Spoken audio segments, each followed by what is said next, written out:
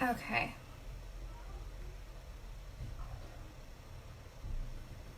Hi. Okay. Sorry about that. So I wanted to do a video, at least being able to show you all coloring. I think I'm a little bit more zoomed in than I was last night. So here we go. So I chose the new mermaid. I know that we have a lot of swaps coming up in August, which are like mermaid themed and things like that. So I thought I would go ahead and use one of the new mermaids and work on coloring her. I'm going to color with Copics. So the colors that I'm going to use for her skin and blush are going to be these colors here, which is E00, E000, E000, and R20. And then I'll go in and possibly add some shadow with the E11. Okay, so I am using the paper that we discussed at the meetup. So this is the Hammer Mill 100-pound digital copy cover. And that's what I've used, and I have stamped it with my favorite things, hybrid ink. All right. So I'm going to go in with my first color, which I'm going to do lightest to dark and then back. I'm going to start with my E000. And I am coloring on a separate sheet underneath just to help with any absorption and helping the ink to flow.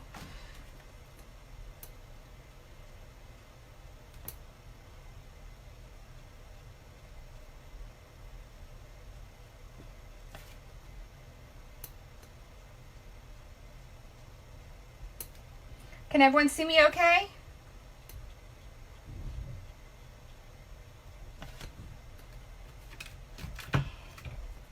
So that was the E000. Then I'm going to go in with my E000. Now I'm going in with my E000. And just building up that layer of color.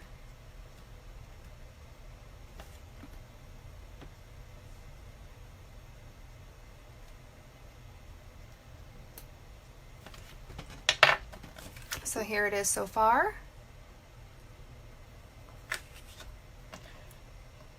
Now I'm going in with my E00.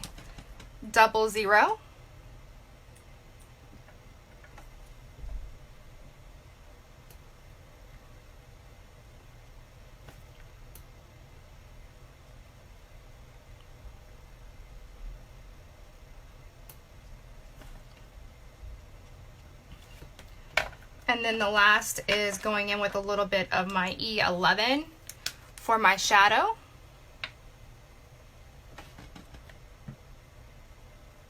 And I use a really light touch. I don't try to go like heavy-handed with anything. The lighter, the better.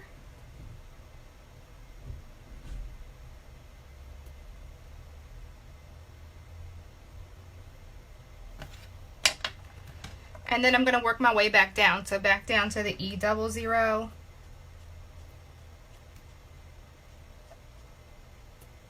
Just kind of going in a little bit over where I had worked before. If you feel something's not blending, you can go back over it a little bit. Down to my E000. Does it matter what kind of paper goes underneath? No, it doesn't matter what kind of paper goes underneath. I just use a bit of paper because sometimes the ink will go through a bit. So right now I'm working on a glass mat. If I were to have this directly down, it may push the ink back up through the paper, which is something that I don't want. And then this is my E000 going back in over all of it to blend that out. And then if I feel like a little bit got a little bit faded where I did not want it, I can add just a touch more. And this is where I'm going to go in with my blush. So I like to use, for paler skin tones, I like to use R20. While everything is still wet, I just go in and flick a bit of the R20 in. And so while it's wet, it'll still blend out. And so there is the face.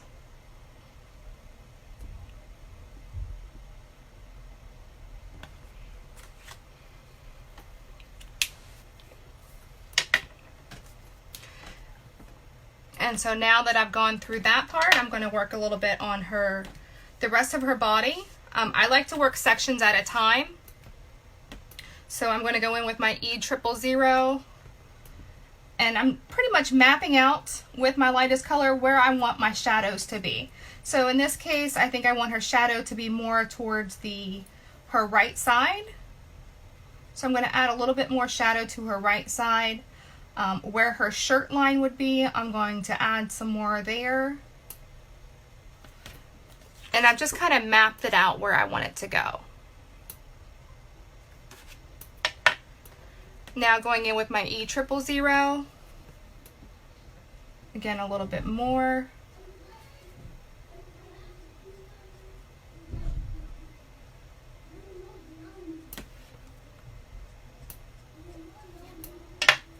Down to my E00.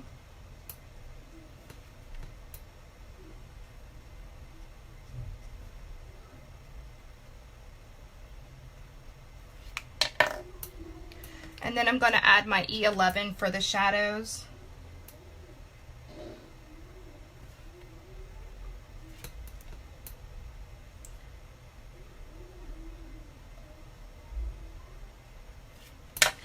And then back.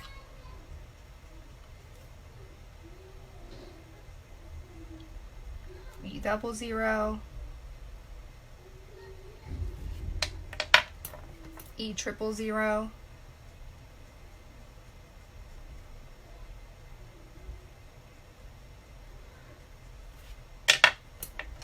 E000.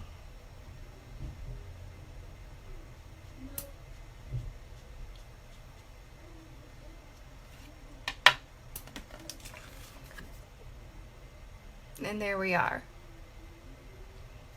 And while it's still wet, like I said, I can go back in with my E11 and add more towards the shadow if I want to accentuate anything, like under her neck, where there's definitely going to be some shadow. And now that I've added that, it just deepens the contrast in her shadows. I'm going to work on her arm. This one, since it's behind, we're going to have a lot more shadow to it than we did with like some of her face and her other skin tone, because this is going to be behind her body. So in this case, I'm actually just going to wet everything. It's not going to take a lot. I probably am not going to work down and back up because it is such a small area that I'm working on.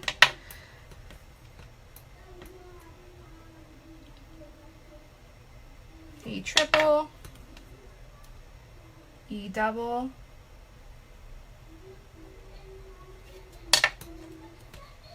and then just a little bit of the E11 to really darken that.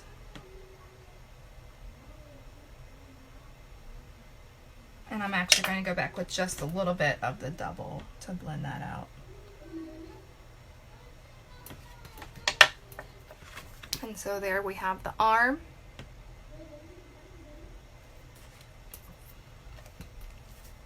And then I'm going to work on her belly next, since she is in a midriff. Not going to catch me in a midriff, but she's in a midriff.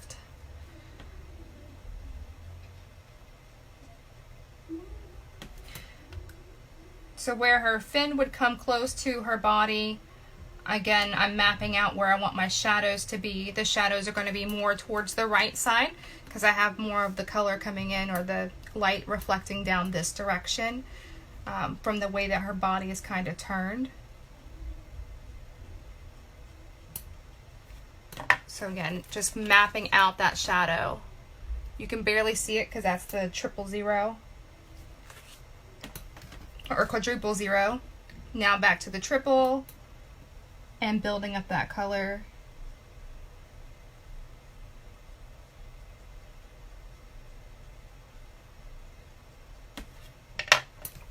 Double.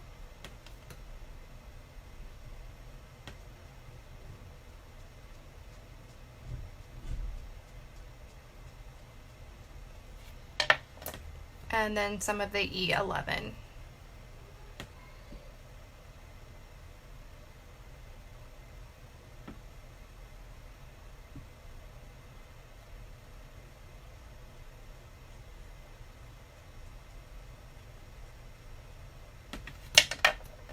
Then the E double.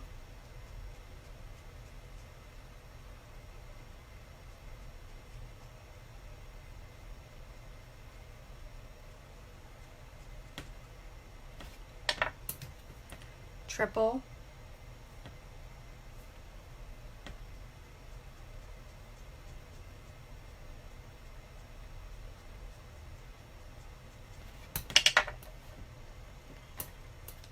And then the quadruple.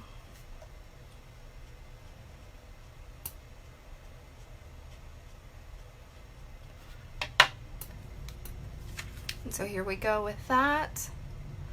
And then again, I'm going to go back in with my E11 and just add back in a little bit of that shadow.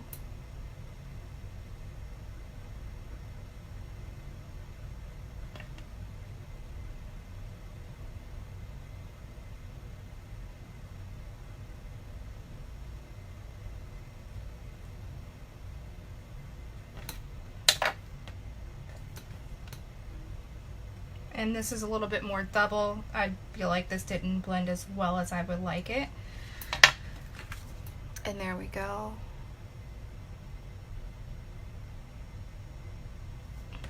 And then the last part of her body is just this arm.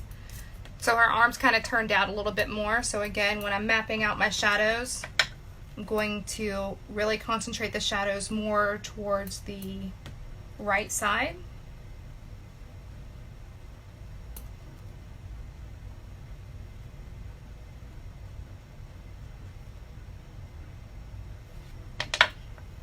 And then start building that color. Now I'm to the 000.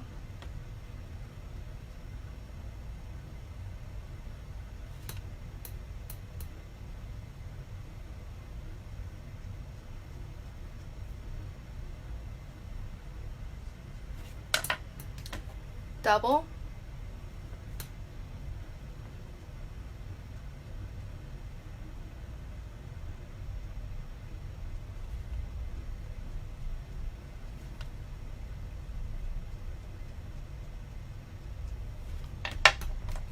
And then my E11.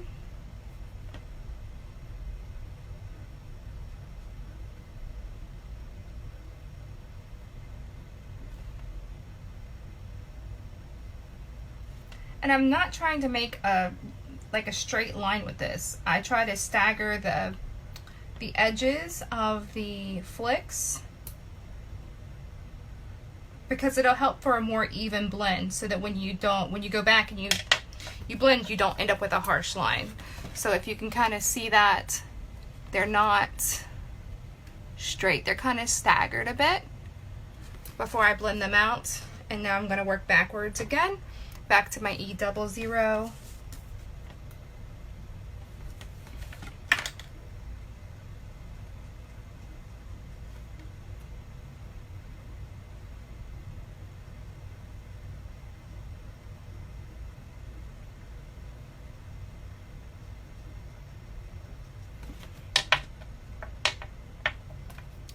Triple.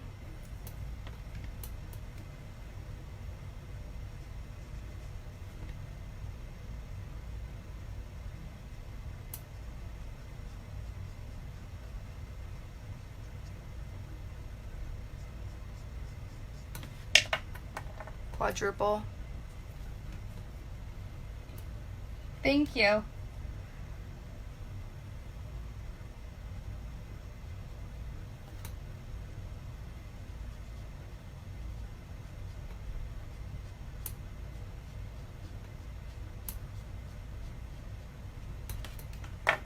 And then I'm going to just go back in maybe with a little bit more of the E11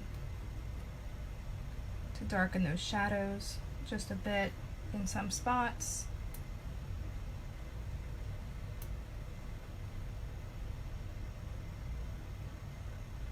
In this case, since I'm cutting her out, I'm really not concerned if I go out of the lines a bit or anything like that.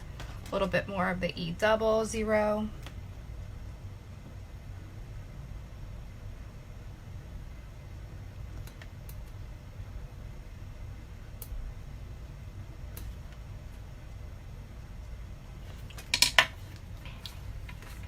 And there you go. So that's all of her skin done.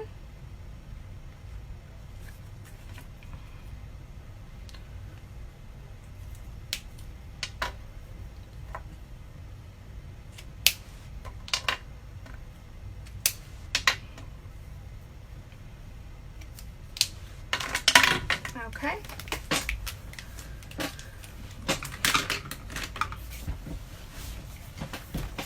And then I'm going to work on her hair now. So I'm going to go with a blonde. When I was talking to all of you ladies at the meetup, I had mentioned that I do like swatches of my colors and things like that. So this is like a little swatch book that I made with a tag set that I have. And I keep like colors. So I've stamped out a whole bunch. There's actually not all of it's filled. But I practiced with the hair. And then on the back, I have what colors I've used for those selections. So I'm going to go with this hair color, which is, it's the skin tone that I just used, as well as then the hair color. I call it more of like a honey brown or like a honey blonde. So that's what I'm going to use. And then I just keep that at my craft desk. I also have other swatches that I use. These ones are printed, which is why I have a difference between this one, so I can see what the true color is, versus when you print them off from somewhere, they can come out with different colors. But I do have, you know, some other skin tones and things like that in case I want to try anything different, or like say if for this mermaid, if I wanted to, like, hey, let's go in and give her some blue hair, I could give her some blue hair. So don't be afraid to try different colors and different color combinations. It's about fun.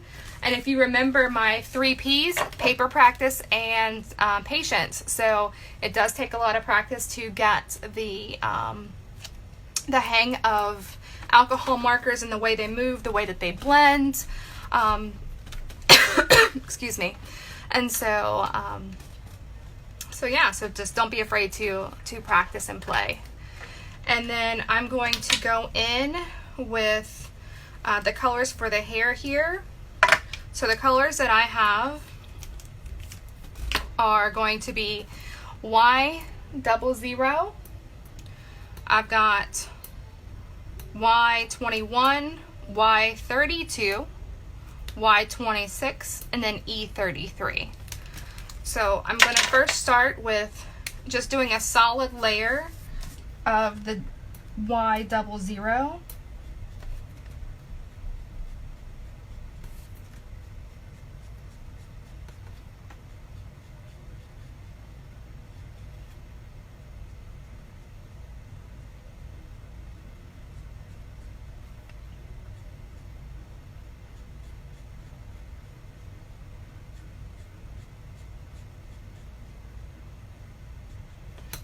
Okay. And again, if you remember when I talked about the hair, it's not about blending if you're going to use this technique. There are techniques where we blend the hair if you want to have that technique, and that's fine. I find this is just a little bit easier if you're working with it, trying to get that hair kind of string kind of feeling, like where you can see like almost like individual strands of hair. So that's what I'm working with today. And the key to this technique is that you do want it to dry in between your colors. So I did the Y00 first all over. Now I'm going to go in with my Y21, and these are going to be flicks. So this is where you're really going to move your paper. It's not really about trying to manipulate your hand as much as it is moving the paper to go in the direction that your hand naturally wants to go.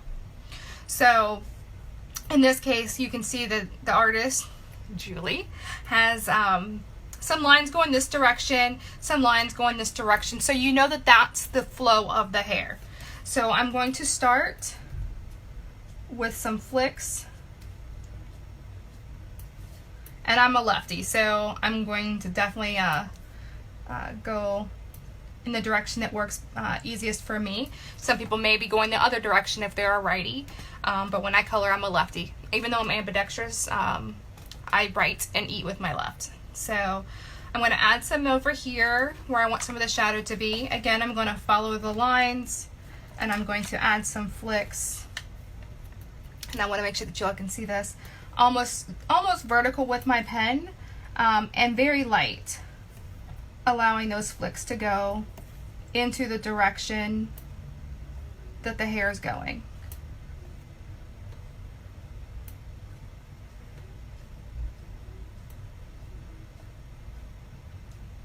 And it doesn't have to be full. You kind of want it a little bit staggered.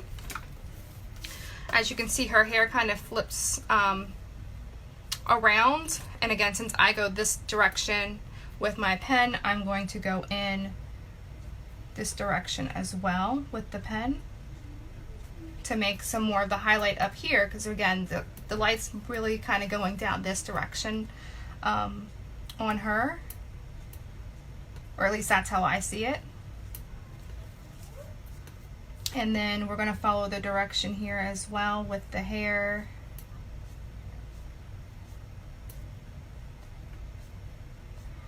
And it doesn't have to be perfect, because again, we're going to be layering color. And then I'm going to go in this direction.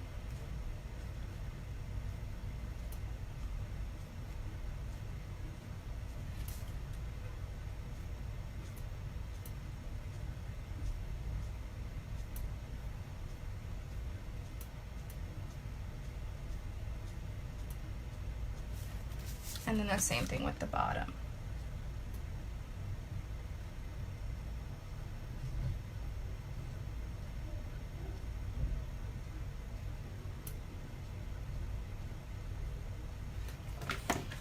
So if that makes sense. So it's kind of mapped out where I want the shadows and the highlights to be on her hair.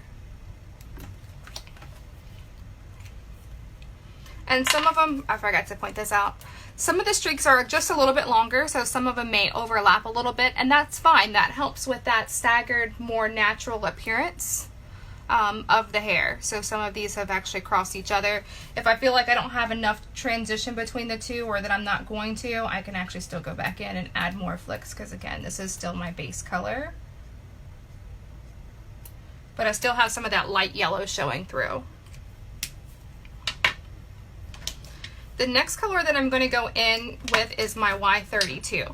So even though this is 21, this is 32, I'm looking at the second number here. Since this second number is a higher number, or versus when you go like 0 to 10, this is going to have more concentrated color to it. And less alcohol. That's the difference between colors like, see, the 00, where the 00 means that there's more of the alcohol base and less color. That's what gives it the lighter appearance. So 0, 1, 2, if that makes any sense.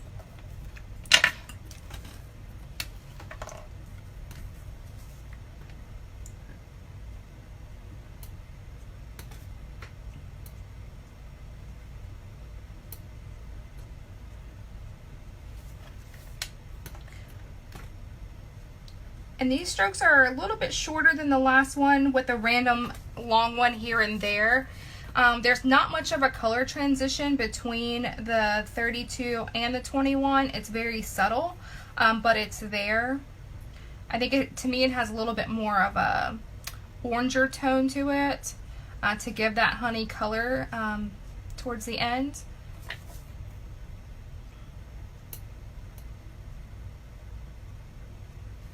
But you can definitely see the difference between where I've put the E32 and where I haven't. So you can see those, the lights and the darks right there.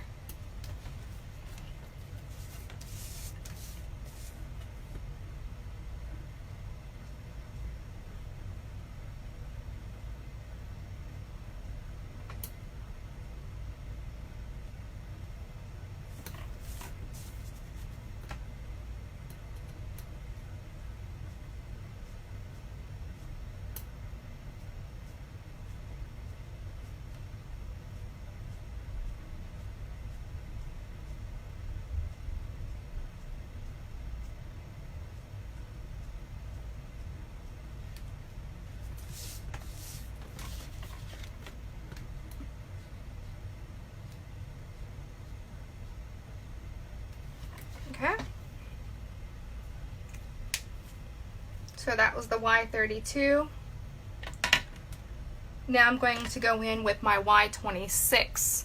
So again, that second number, when you're going up the chain, even though the first number denotes kind of like a color family, so it's definitely a different color family than the 3, the 6 is still a little bit darker. And again, I'm not trying to blend, I'm trying to make that faceted different shades of hair color.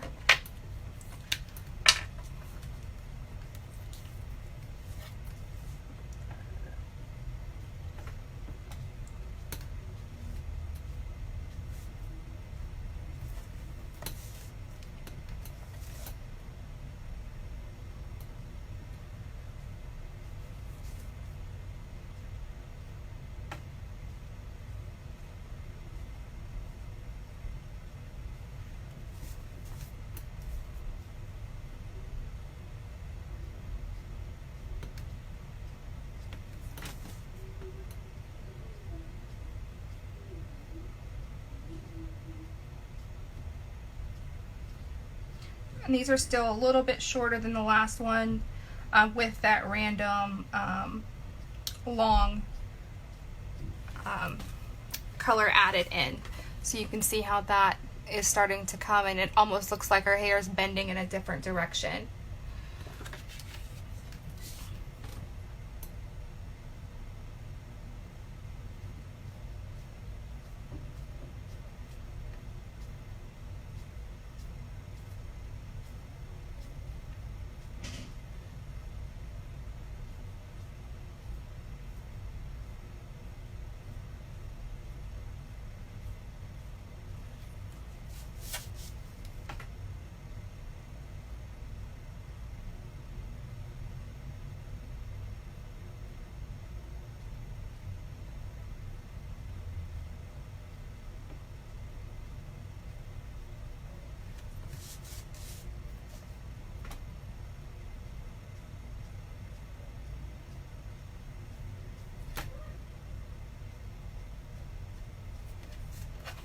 And so there we go with that next color.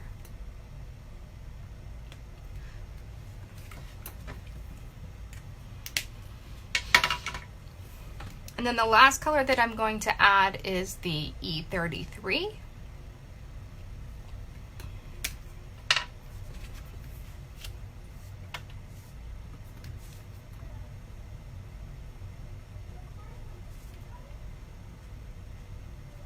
And you wouldn't think like, okay, well, I'm going in with a brown, but when you see the difference between the two, but when you add it to the color that's underneath, the color that comes out is a really pretty honey color.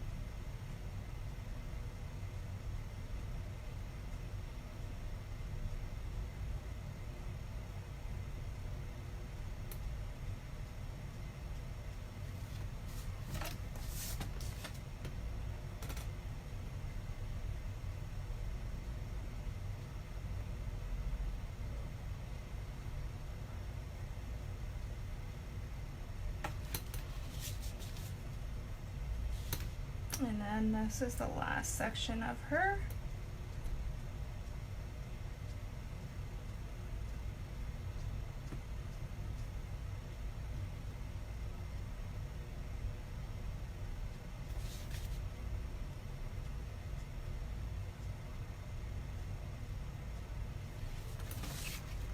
And there we go. So now she's all colored up. And then from there I would just paper piece. For this instance, actually, I'm going to do some watercolor smooshing for her. So what I'm going to do, grab my handy dandy Misty. And then this is, I want to say it's Strathmore maybe, or Canson watercolor paper. Actually, I'll wait on that. I will do it this way. Grab my handy dandy mat here from my Tim Holtz mat. And I think I'll go with some peacock feathers and cracked pistachio. So I'm going to just smush a little bit of that on here. And then go in with my Misty, or my mini mister.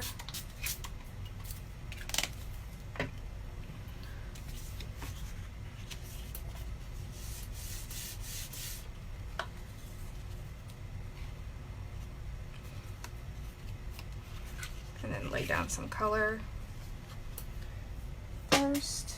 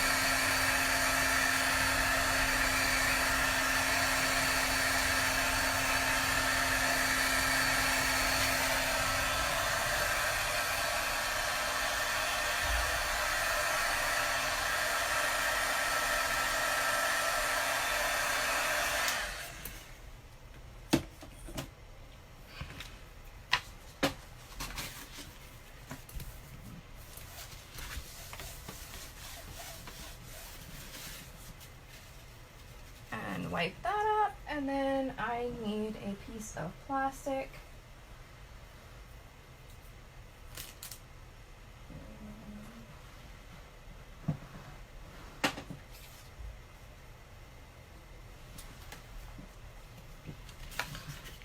So I'm just going to take a piece of plastic here and do a little bit more smushing. So as you can see, that's there.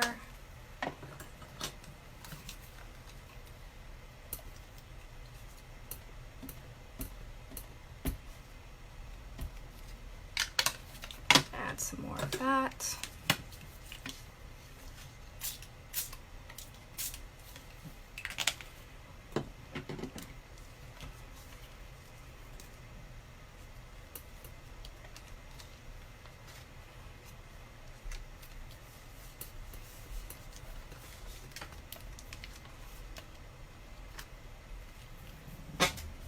And dry it in between.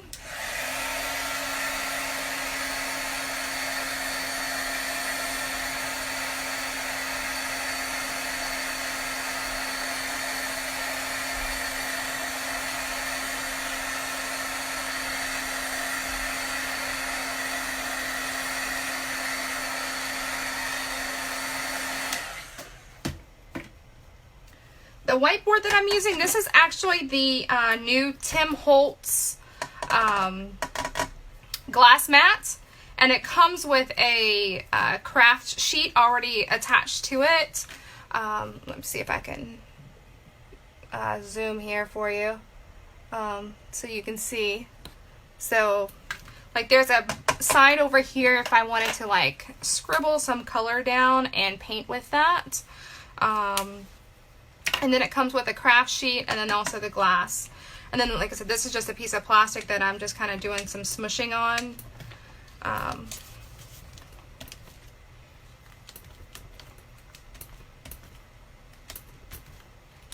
Using up the last of the ink that's stuck on that. And I'm going to dry that.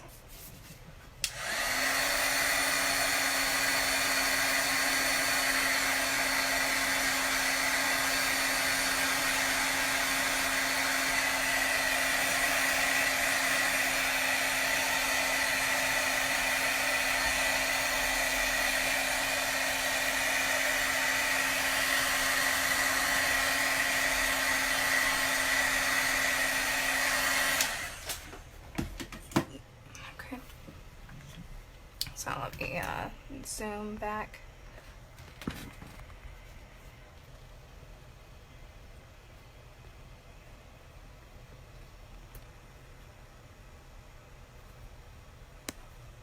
Okay.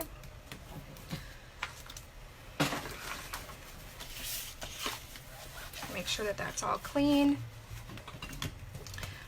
My embossing powder tool, this was like the first thing I ever bought from Wooten's. I bought this probably like in 2010, 9, 8, something like that. It's been a long time. I've had it for a while.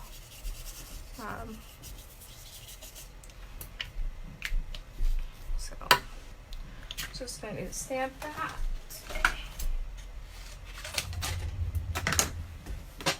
And then grab my Misty here.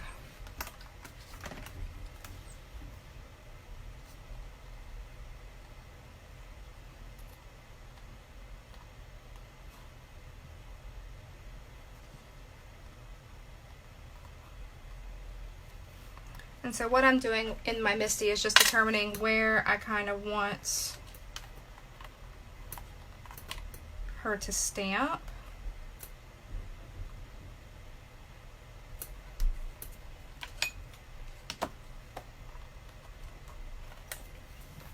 And for this, I'm actually just going to use my VersaFine Onyx Black ink.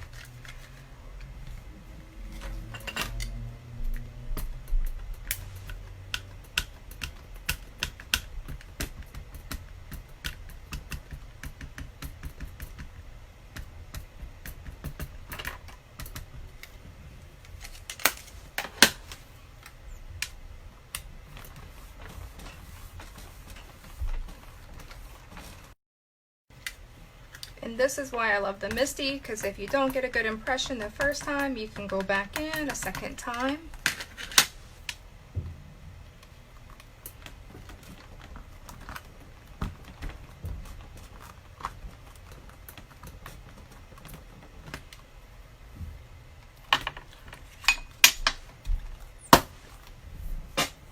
And then while she's wet, I'm going to grab some, I like to use the Wow Superfine Embossing Powder in clear.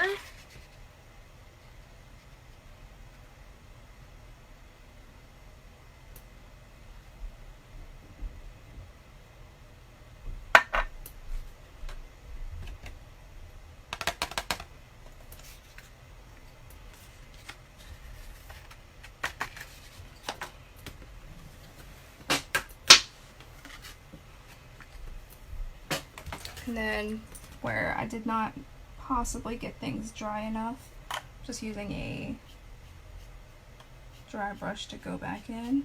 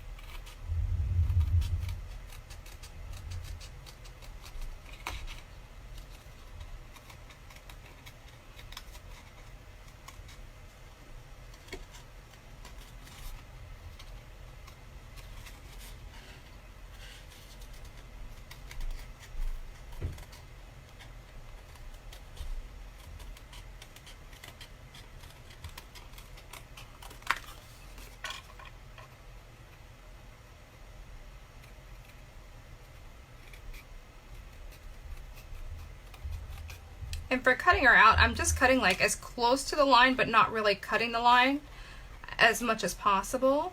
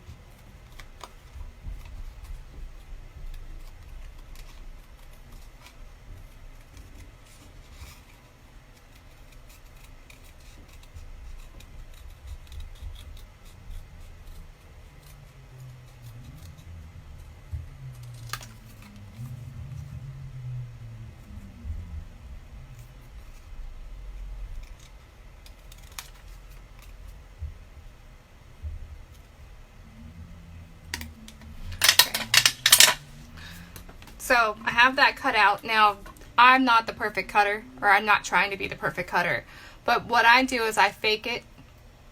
So I have like, here's like a Copic brush marker, and then I'll go around the edges and fill it in. Plus it helps with the white that you see on the sides, just by using a brush marker to clean up those lines.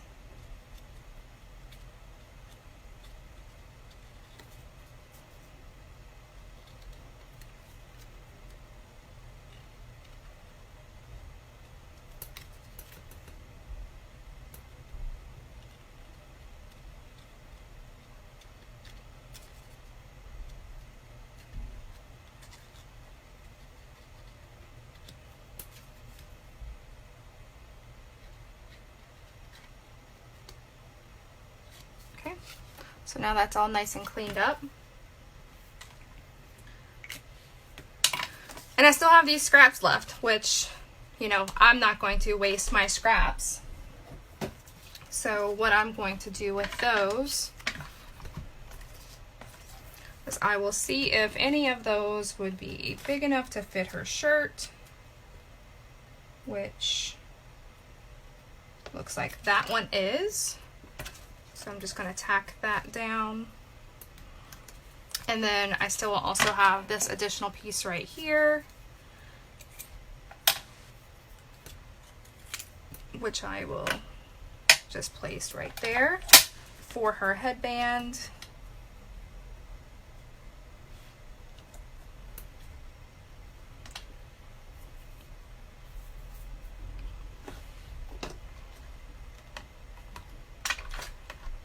And then I'll do the same with the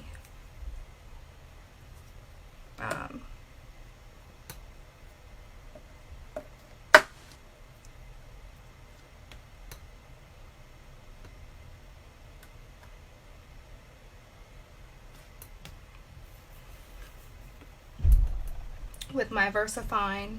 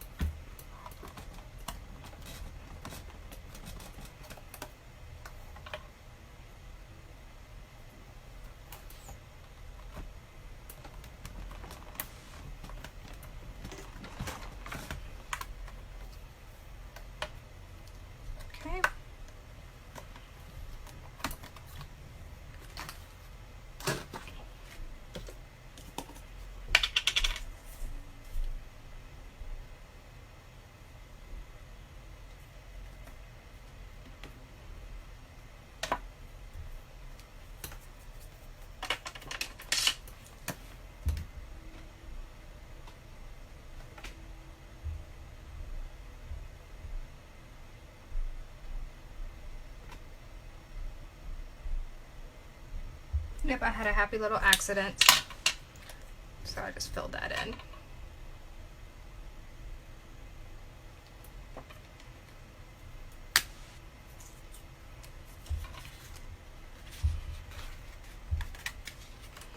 And then grab my handy dandy tweezers so that I don't burn myself, because I would totally burn myself.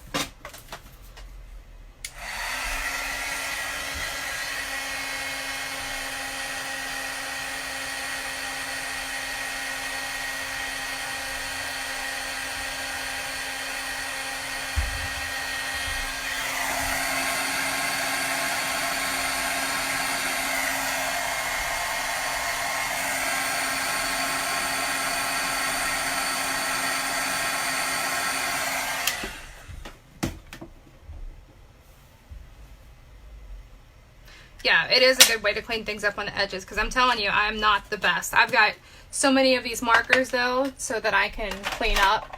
So I use I've got the Memento brush tip, I've got a Copic brush tip, and then I also have a, what is that? Faber-Castell brush tip as well.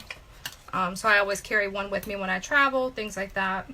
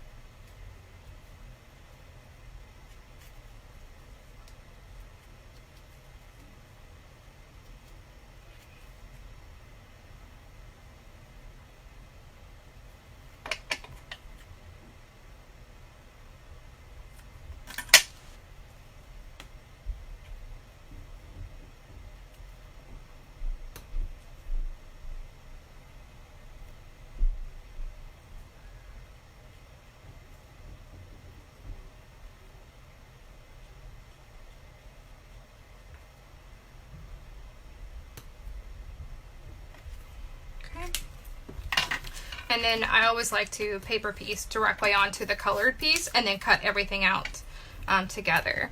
So this is just a fine line glue bottle with Line-Co pH glue.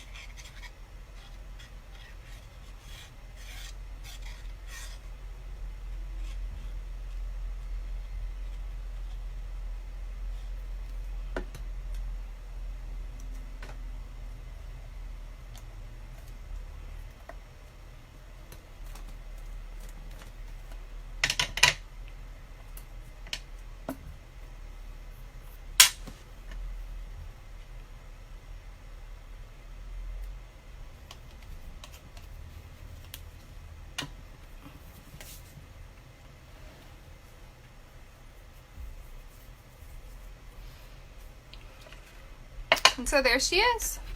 And so then I can just cut her out and use her on my next project. With that smushing, you kind of get that different tones effect in her tail. This is the same technique that I used for my purple mermaid in my book of dolls that I've done. So just thought I would share that too, because I know people have asked, how did you do that? And this is how I did it with that. So colored with Copics on 100-pound hammer mill digital copy cover, and then distress inks to do the rest of her. Thanks for watching and have a great day.